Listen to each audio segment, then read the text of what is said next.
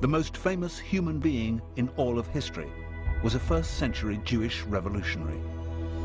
His name was Jesus. Christians believe Jesus was crucified, died, and on the third day rose from the dead and ascended into heaven. But for 2,000 years, there have been those who've challenged the truth of this biblical story. And some have died for expressing those doubts. From Jerusalem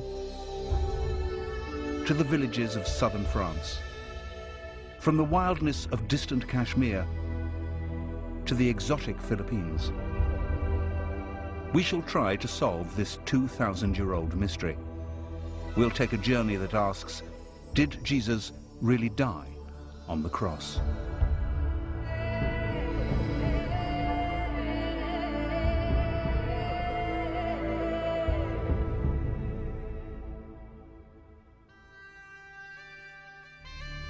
The story of Christianity features not only the most famous name in history, but also the most famous event in history, the crucifixion. For some, or even many true believers, the fact that Jesus was crucified, died, rose again, and ascended into heaven can be literal truth. But throughout history, there have always been those, sometimes Christians, who've asked awkward questions. Would a man die after only 6 hours on the cross? Was he drugged? What really happened in the sepulchre? And if Jesus didn't ascend into heaven, then where did he go? For many Christians, these questions risk undermining the whole basis of Christianity and are extremely controversial. The most crucial part of the story, which all Christians are expected to believe, is the idea that Jesus rose from the dead, the resurrection. The resurrection is actually the primary story at the heart of Christianity, without which you wouldn't have a movement. You could have Christianity without the virgin birth. However, none of them tells it without a resurrection story. Despite the best efforts of the Church, the resurrection of Jesus and his later ascension into heaven have, for 2,000 years, been fertile ground for heresy. Some people suggest that Jesus was rescued from the crucifixion and escaped to live a secret life in southern France.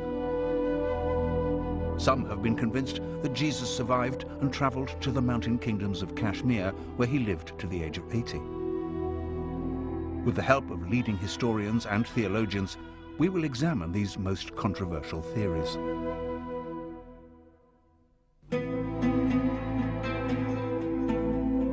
To understand what happened to Jesus after the crucifixion, we need first to look at the facts of his life. But what is historical fact? What is the evidence? Almost all we currently think we know about Jesus comes from the four Gospels: Matthew, Mark, Luke, and John. But Matthew and John are the only Gospel writers who were members of the 12 disciples, the only ones who could have been present at the events they describe. The four Gospels were all apparently written between 40 and 100 years after the crucifixion, which Roman history tells us happened around 30 AD.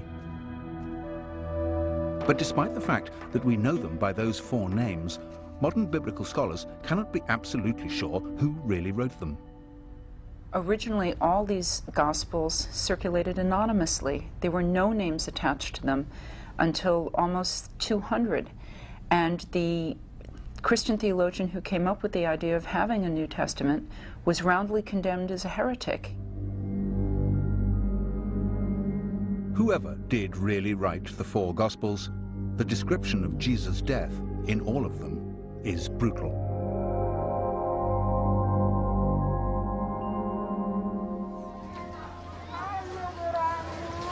Every year at Easter, Christians in the Philippines reenact the crucifixion of Jesus. They actually volunteer to be crucified. They do it because they believe it will help them to purge their sins. For the onlookers, it's a bloody reminder of what happened to Jesus 2,000 years ago. Crucifixion was the most cruel and atrocious punishment that the Romans could inflict. And it was inflicted only for treason and only on slaves. If you were a nobleman and you were a traitor, then normally you were strangled, something much simpler and much easier and much less painful.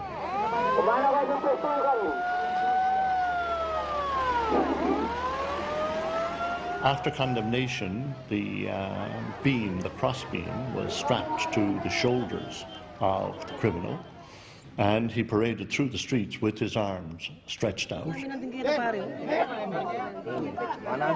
At the place of execution, then, nails were hammered into the hands and the feet. In the Philippines, they do use real nails. They do experience the real pain that Jesus felt.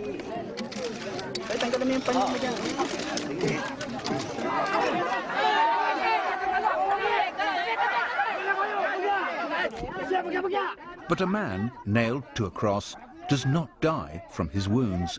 He dies, surprisingly, from suffocation. Hanging by your arms, the chest is compressed. It's hard to breathe without supporting your weight with your legs. Over time, the strain and the pain make that impossible, and you're unable to breathe. In the Philippines, the volunteers are brought down from their crosses within an hour. Death from crucifixion takes much longer, often several days. The only way to hasten death on the cross was to break the legs, making it immediately impossible to support your weight, and therefore to breathe. But the Gospels are all agreed that Jesus died after only 3 to 6 hours. The crucifixion began at the 3rd hour. And it was the 3rd hour, and they crucified him. Some claim that the Gospel according to Luke has the shortest crucifixion. It was about the 6th hour, and when Jesus had cried with a loud voice, he gave up the ghost. Matthew and Mark have Jesus surviving a little longer. And about the 9th hour, Jesus cried out. The disciples wanted to take Jesus' body down from the cross immediately, but the Roman governor, Pontius Pilate, wasn't convinced that he was dead. And Pilate marveled if he were already dead. Pilate was reassured by the centurion, but this was the same centurion who had earlier said, "Truly, this man was the Son of God." Jesus' body was then laid in a tomb, donated by a rich man, Joseph of Arimathea. This Joseph and a man called Nicodemus came to minister to the body. They came to Jesus by night and brought a mixture of myrrh and aloes, about 100 pounds weight.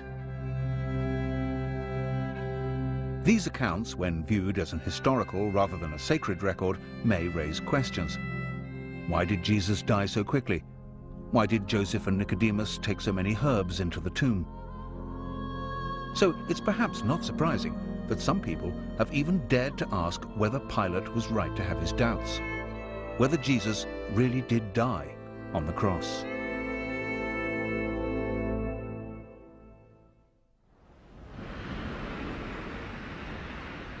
That Jesus might not have died on the cross is an explosive idea, particularly for Christians.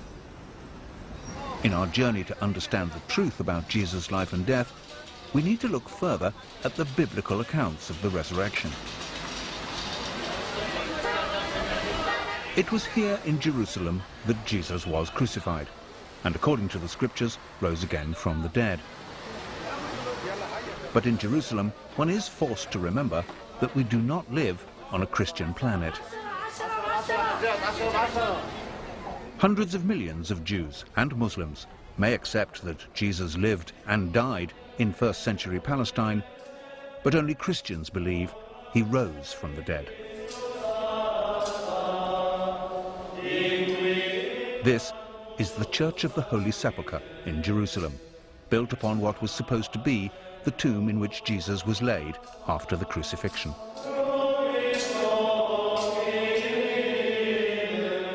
This, according to devout Christians, is the exact site of the resurrection. And if anything can be described as the cornerstone of the Christian faith, it is the resurrection. The resurrection of Jesus, as far as all the Christian churches are concerned, is absolutely fundamental to the faith. There's no question, in my mind, that it's ever going to be changed. The resurrection may be fundamental to the faith, but in our examination of what really happened, it's hard to find solid historical evidence. The four Gospels all tell different stories. When we read the resurrection narratives, it's like reading four different reports of the same football game in four rather different newspapers. And the fact that actually there may be some disagreement about whether it was a foul or not doesn't mean that there wasn't a game and that somebody didn't win it and so on. If one of them says there were two angels and another one says there was one angel, if one of them says Mary Magdalene was there all by herself and somebody else says Mary Magdalene was there with one or two other women, then these are the sorts of variations that you expect to get, like the different newspaper reports, the football match. And they're not something that should worry you to the point of saying, therefore nothing happened. That would be quite a false conclusion. But in the earliest versions of the earliest Gospel, Mark, there are no resurrection appearances at all. The Gospel simply ends with the discovery of an empty tomb. The last verses of Mark, which do contain resurrection stories, were added 200 years later. None of the Gospel stories is CNN in Jerusalem in the year 30. The Gospels are written in the form of historical biography, so many people have assumed that they are exactly that. But that's not actually what they are. They're written to demonstrate to people the importance and the meaning of Jesus and his teaching. That was what they're for, and they do that very well. But they're not primarily interested in what actually happened back there. Matthew and Luke do have resurrection appearances, but they don't agree about the details. In Matthew, Jesus meets the women near the tomb and then meets his disciples just one time, and that is on a mountain in Galilee. In Luke, Jesus meets two unnamed disciples who do not recognize him, and then with the 11 remaining disciples before leaving them in a village outside Jerusalem. The last Gospel, John, has many different resurrection stories. For many modern scholars, these variations suggest that the stories were not written to tell of a miraculous event, but with an entirely different and political motive. For it was the supposed witnesses of the resurrection who became the leaders of the early church. Even to this day, the Pope claims his authority in a direct, unbroken line of ordination from Peter, the first disciple said to have seen the risen Christ. Some scholars go so far as to suggest that the story of the resurrection was also created as an extraordinary psychological tool to bring in new converts. If it hadn't been for the resurrection of Jesus and his rising from the dead, victorious from the dead, we wouldn't be celebrating Christmas. It's a bit like when you go into the army, the first thing we want is to take over your body. So symbolically, let's say we're going to shave all your hair. As long as you give in on this, we got you. We got your body, which is what we want. In one sense, sometimes the churches, some churches at least, do the same. We're going to tell you something unbelievable that you got to believe. When they could just relax. If you believe it, then you will believe that they alone control heaven, that without them you cannot get into heaven, and then they've got you. You've left your brains in the parking lot. That's a statement that may be offensive to many Christians. It would certainly be offensive to the worshippers at the Toronto Airport Church, who take their belief in the literal truth of the resurrection of Jesus very seriously indeed.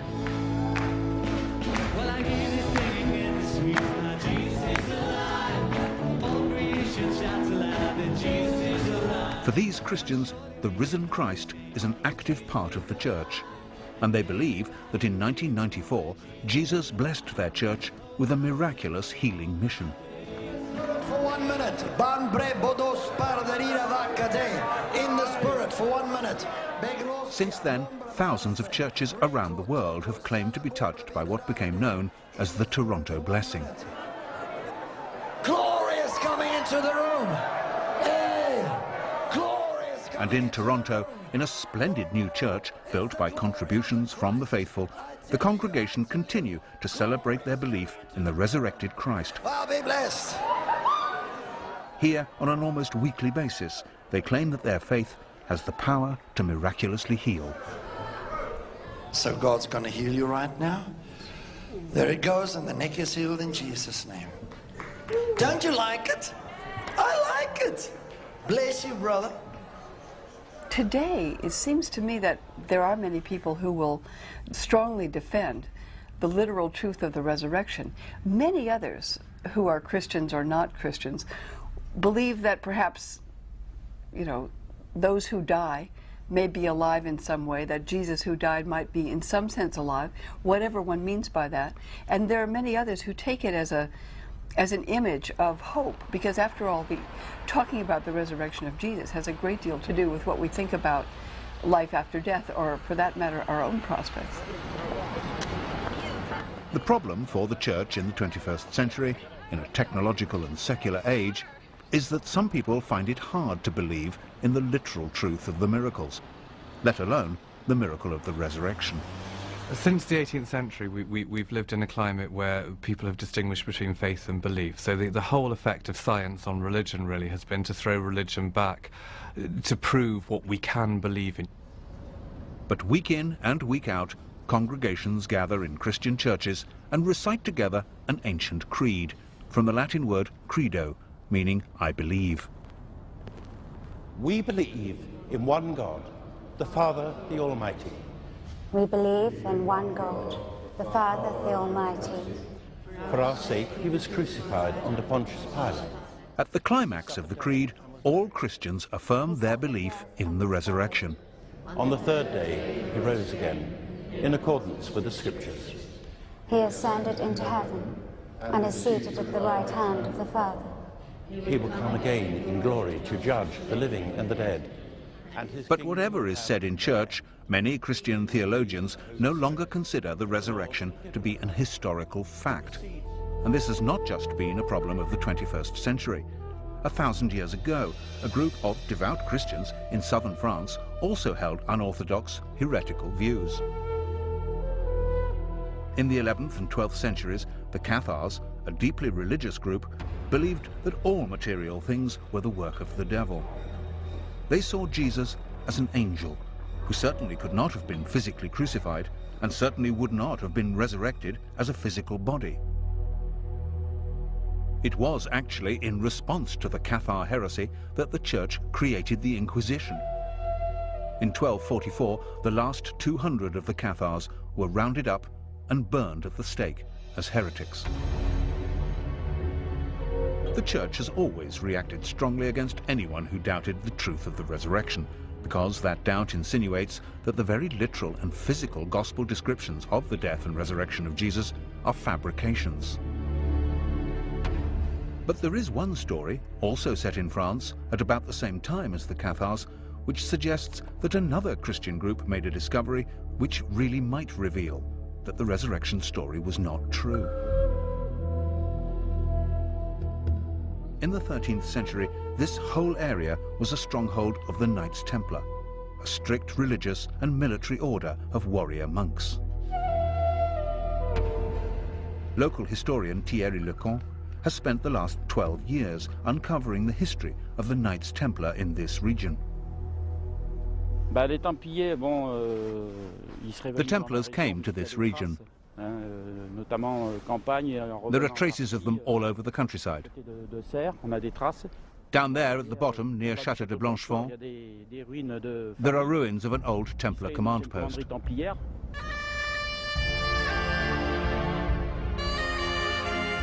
The Knights Templar were committed to poverty, chastity, and the protection of pilgrims en route to the Holy Land.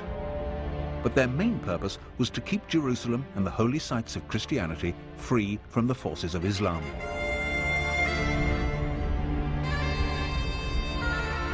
During the years they were in the Holy Land, the Templars built their own castles. But they buried their dead in graveyards they excavated near to the original Temple of Solomon. And certainly, during this time, they were thought to have discovered great treasures. Eventually, the Templars were forced to leave the Holy Land in 1186. They returned to France. Certainly, the Templars remained powerful, rich, and incredibly secretive, so it's not surprising that people speculated about them. And there grew a legend that the Knights Templar had discovered Jesus' bones in Jerusalem, that they had brought them back to France, and they had buried them somewhere near here.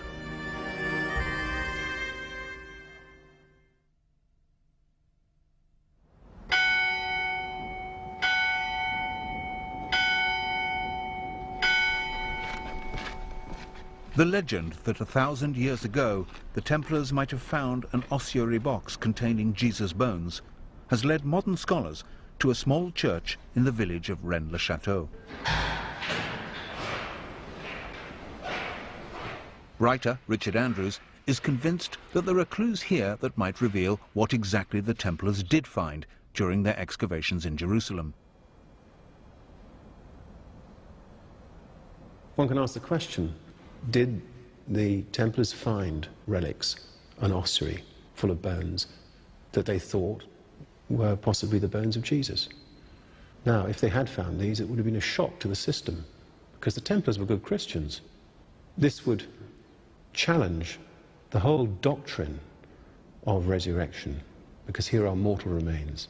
So we ask the second question, why should the Templars risk being accused of heresy and bringing the bones that they thought were Jesus's back to this area? The answer is simple. If they had found something which they believed were the bones of Christ, they needed a safe location. You could hide a church in these mountains, let alone a small ossuary. You can get lost in these mountains today. Imagine what it was like 1,000 years ago. In the late 19th century, the local priest here, called Berenger Saunier, claimed to have found ancient documents.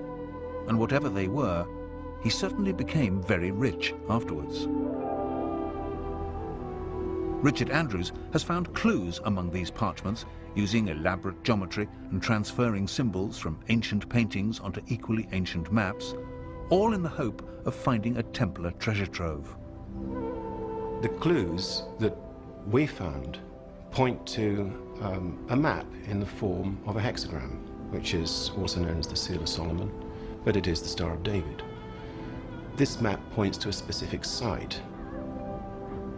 Now we know that the priest, Berenger Saunier, became fabulously wealthy, but we are sure that he didn't actually find what he was looking for. We can deduce, perhaps, that Saunier received money from patrons to look for a location in the area that might reveal perhaps the bones of Christ. Whatever it is, we do know one thing for sure.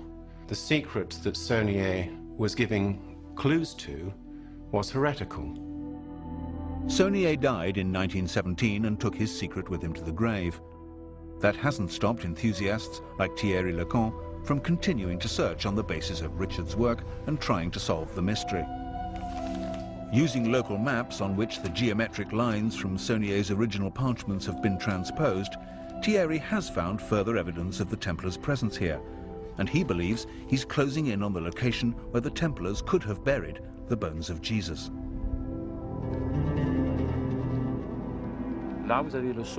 There you have the summit of Mount Cardu, and there are two cedars there, about 10 meters distance between them.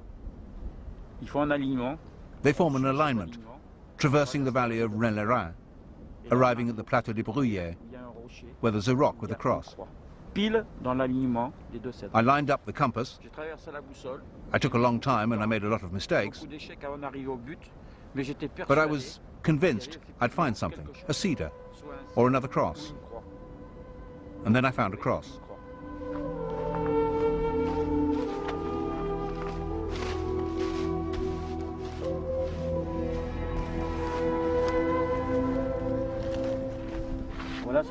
There's the famous cross. I spent a long time very near it, but without finding the place. It was a little set back from the plateau. It took me 12 years to find this cross. Even if the Knights Templar did bring Jesus' bones in an ossuary box back here from the Holy Land, it seems unlikely that Thierry Lecan or Richard Andrews would ever find them in these mountains. However, there have been those who've gone back to the original gospel stories of Jesus' death and resurrection and come up with more credible, but no less startling conclusions about what exactly happened 2,000 years ago. You read the story of the empty tomb, and on Friday someone is killed, and on Sunday they're gone from the tomb, and you ask the question, what might have happened? Either God raised him from the dead, which is the traditional Christian affirmation, or the body was carried away by someone, body stolen. But there is another possibility.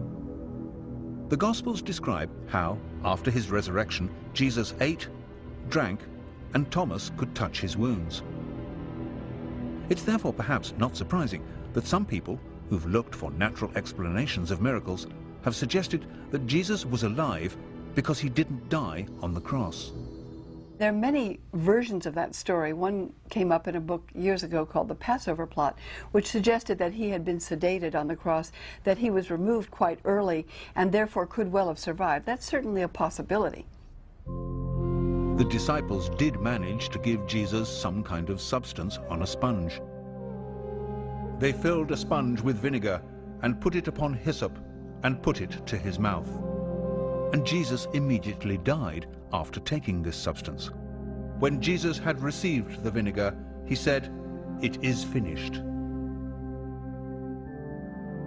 But oddly enough, it isn't necessary to suggest that Jesus was sedated or drugged by whatever was on the sponge in order to believe that he could have survived. There are stories of people who did survive crucifixion. The Jewish historian Josephus wrote of one of his own friends surviving crucifixion in Palestine in the 1st century. He's traveling out to a village named Tekoa to scout land for a Roman camp. And he notices that 3 of his friends are hanging on crosses. So he requests that they be allowed to, that they be brought down. And Titus, the Roman general, gives him permission. The 3 are brought down immediately and given medical care. And 2 of them died, but the 3rd survived. So is it possible that Jesus survived? Certainly his crucifixion was speedily executed, perhaps too speedily. When you look at the story of Jesus and how he was executed by the Romans, he's on the cross for 6 hours. The assumption is that he's dead. The Roman soldiers checked the body. There were 2 others crucified according to the gospel accounts. And they broke the legs of those to hasten their death because the Sabbath day was coming. When they came to Jesus, they said he's already dead. Presumably, his body's motionless, he's quit breathing. They then prepare the body and put him in a tomb. And presumably it's sealed up and he's dead for all practical purposes. The question, though, is he clinically dead? The question of clinical death is certainly raised by the fact that the herbs which Joseph of Arimathea took into the tomb with the body of Jesus were aloes. These are healing, not embalming herbs. We do have stories, both from the modern world and from the ancient world, where people appear to be dead, and for all practical purposes they are dead. That is, they're not responding to the outside world, but then they do, in fact, revive or come back. We call it resuscitation, but if you want to press the language, that would be resurrection.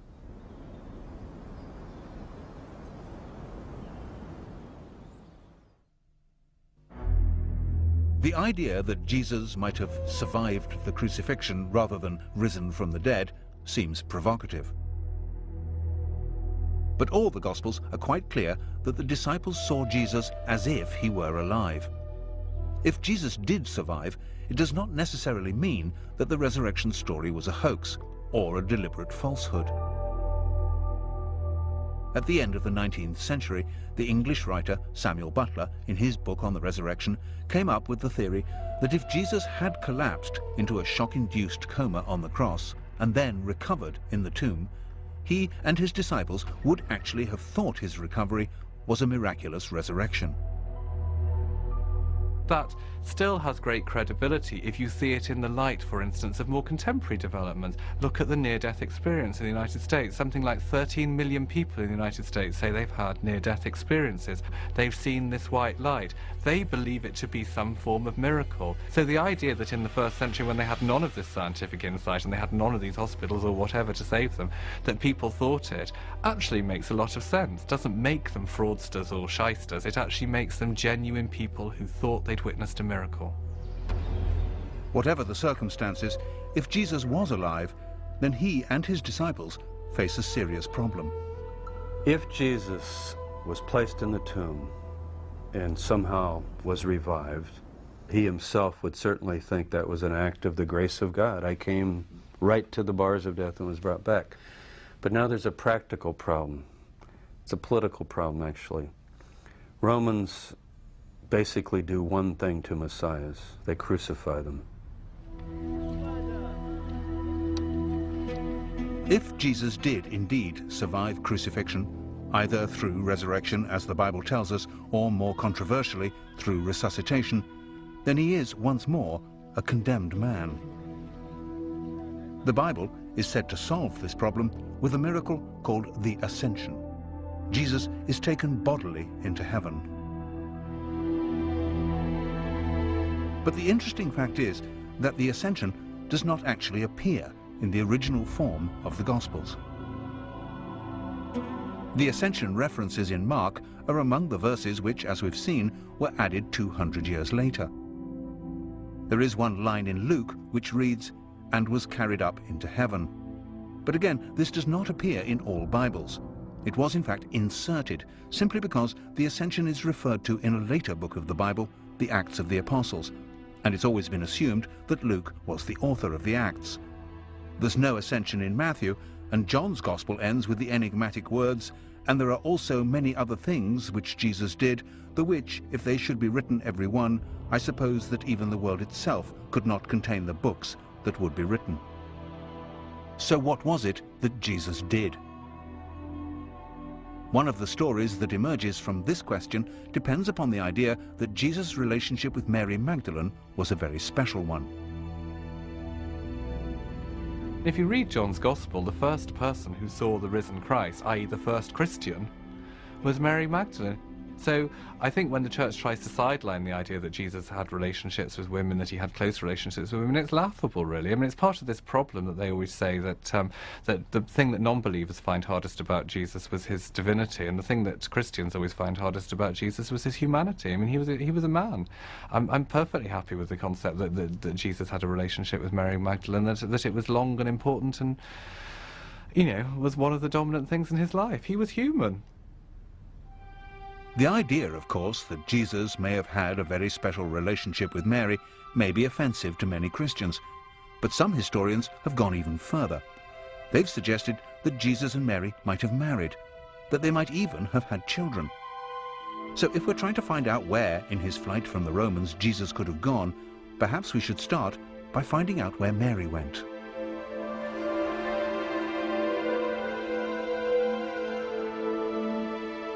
There is a tradition that some years after the crucifixion, Mary Magdalene came to the Camargue region of the south of France. Here she lived and died, and the Basilica Sainte Marie Madeleine is a shrine to her memory. This was the center of what became known as the cult of the Magdalene. The cult of the Magdalene was very powerful in France up until the Middle Ages. The faithful wanted to believe in a mother figure, and the church were very anxious that they should not believe in Mary Magdalene as having been a mother figure for obvious reasons, which were that she might have been the spouse of Christ, that she might have had his child, that she might have produced a bloodline. The local legend describes how Mary Magdalene came here with her brother Lazarus and her sister Martha and a few companions. If the relationship between Jesus and Mary was as close as some sources suggest, perhaps one of those companions, traveling incognito for fear of arrest by the Romans, was Jesus himself. Jesus could have taken ship at Caesarea or one of the smaller ports up the Syrian coast, and he could have left for another life. And he could well have arrived, as a lot of people believe, in this part of France and begun a new life. He could even have brought his family with him. So these stories could have a historical foundation. After her death, Mary Magdalene's relics were placed in a sarcophagus and then hidden. It was not until 1279 that they were rediscovered, and this basilica was built for their safekeeping. Sealed within the crypt, in the center of the church, is what is claimed to be the skull of Mary Magdalene.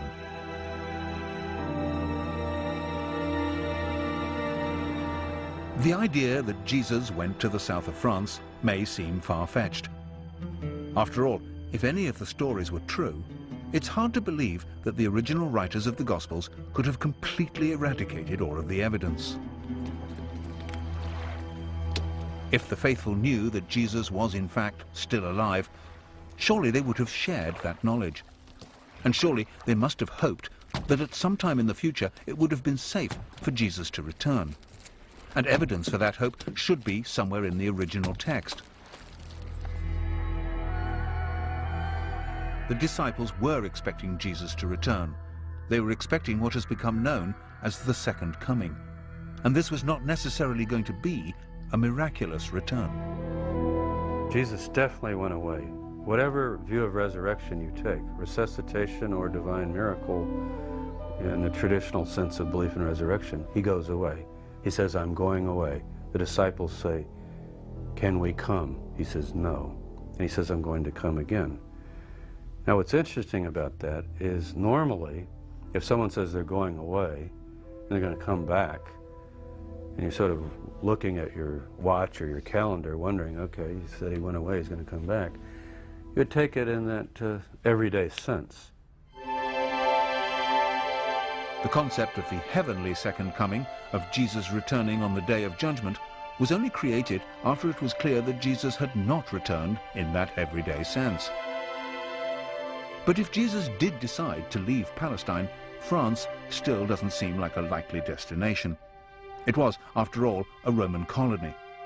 Some claim that if Jesus did survive the crucifixion, his first priority would be to escape from the clutches of the Romans. Jesus, I think, would have to leave the territory. And we have to ask the question, where would he go? And you just look at a map. Palestine is on the far eastern border of the Roman Empire. If you go west, you're going right into the heart of Roman territory, where we have our 15 legions stationed around the world.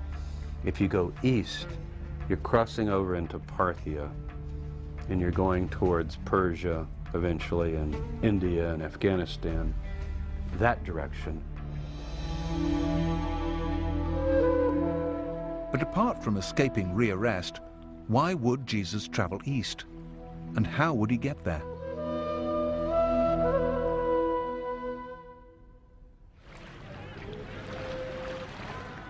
If Jesus did want to travel east, away from the Roman Empire, the journey from Israel was surprisingly easy by land or by sea, on the Silk Route or the Spice Route.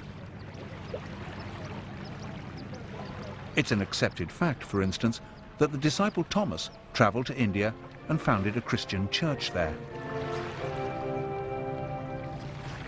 The great tradition of the Indian church is that it was founded by Thomas the Apostle.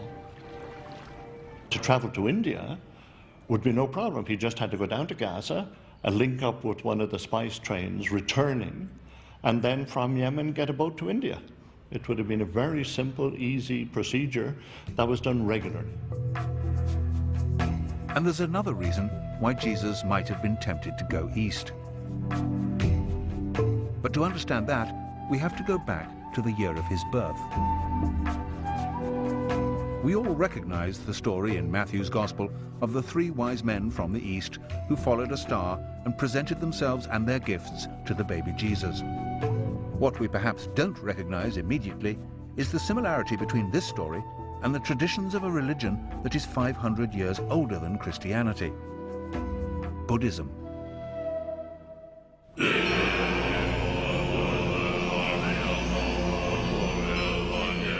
When a great Buddhist holy man or lama dies, wise men consult the stars and other omens and set off, often on extraordinarily long journeys, to find the infant who is the reincarnation of the lama. When the child is old enough, he's taken away from his parents and educated in the Buddhist faith. Could this be the origin of the story of the three wise men? Could Jesus have been taken to India as a child and taught as a Buddhist? The Russian writer Nikolai Notovich, traveling in India in the 19th century, discovered an ancient manuscript in a Buddhist monastery in Tibet. In his book, The Unknown Life of Jesus Christ, Notovich translated this manuscript, and it tells of a divine child called Isa, born in the 1st century, to a poor family in Israel. Isa came to India at the age of 14, where he learned the laws of Buddhism before returning to Israel at the age of 29. This idea would certainly explain the otherwise odd fact that from the age of 14 to 29, there's absolutely no record of Jesus' existence in Palestine. Certainly Jesus' later teaching and miracles have uncanny parallels with the teaching and miracles of the Buddha. Loving your enemies and the idea that the meek will inherit the earth have absolutely no tradition in the Jewish religion, but are entirely consistent with Buddhism. And the Buddha was known to walk on water and miraculously to feed many hundreds of his disciples with only a few scraps of food.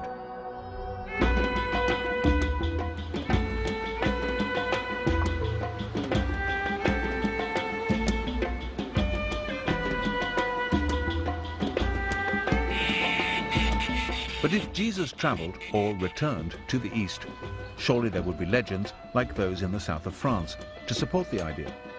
And of course there are such traditions.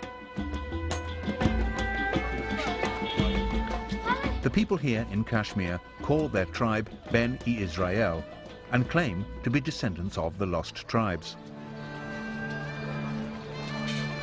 And here there are stories that the 1st century preacher, Isa, known locally as Yusasaf, meaning leader of the healed, returned to Kashmir in his 30s.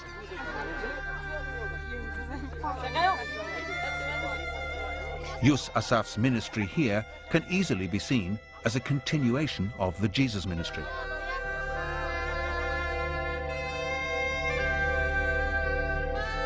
And in a local temple called the Temple of Solomon, there used to be an inscription which told of Yusasaf's claim around the year 50 AD to be Jesus, the prophet from Israel.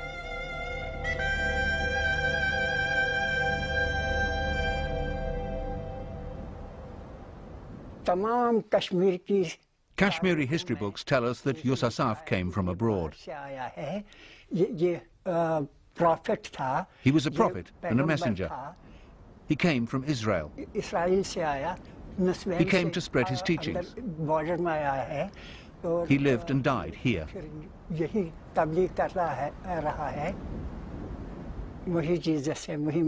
He is Jesus. He is Isa. The meaning of Yusasaf is the healer. Another meaning is the shepherd, one who teaches others. And our history books confirm that Isa was known as Yusasaf here in Kashmir.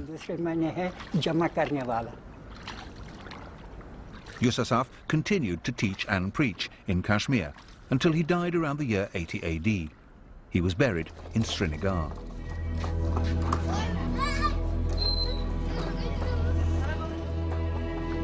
And this, they say, is Yusasaf's tomb.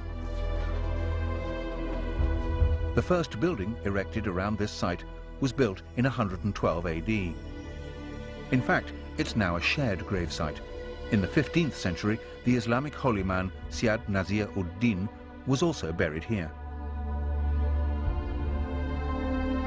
Although both gravestones under the cloth point north-south in the Islamic tradition, the body of Yusasaf is buried beneath in a grave dug east-west in the Jewish tradition.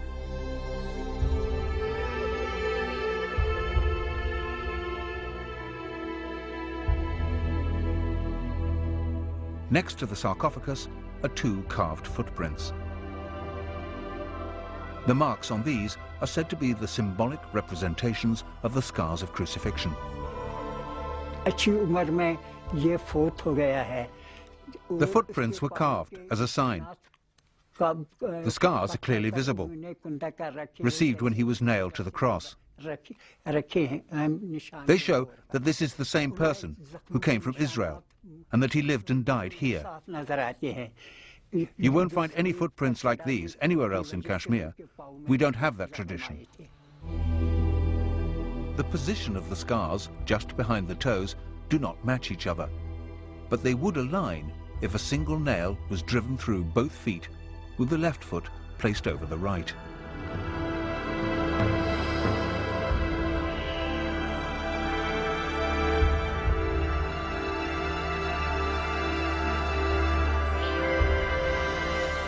There are many who believe this tomb to be the tomb of Jesus.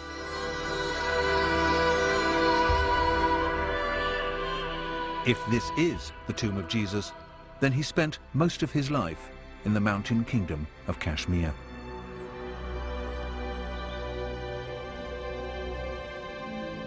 He did not die on the cross. There was no resurrection. He did not ascend into heaven, and he does not sit at the right hand of God. For many Christians, this would be the end of Christianity as we know it. But for some, the original story would still have a poetic power. For me, the resurrection is about death. The two things that will happen to us all in our life is that we'll be born and that we'll die. They're the two things we know nothing about. And we have this great void before and we have this great void afterwards. So any system of belief, any religion, any church that set itself up has always had to have some concept, some way of dealing with death. So in Jesus' resurrection at the end of the Easter story is the symbolism of our own resurrection, of our own new life.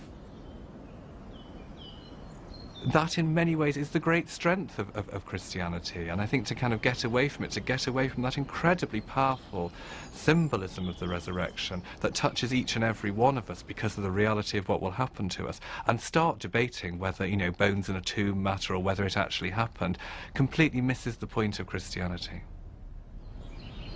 And there will always be those for whom none of the inconsistencies and anomalies in the Gospels mean anything.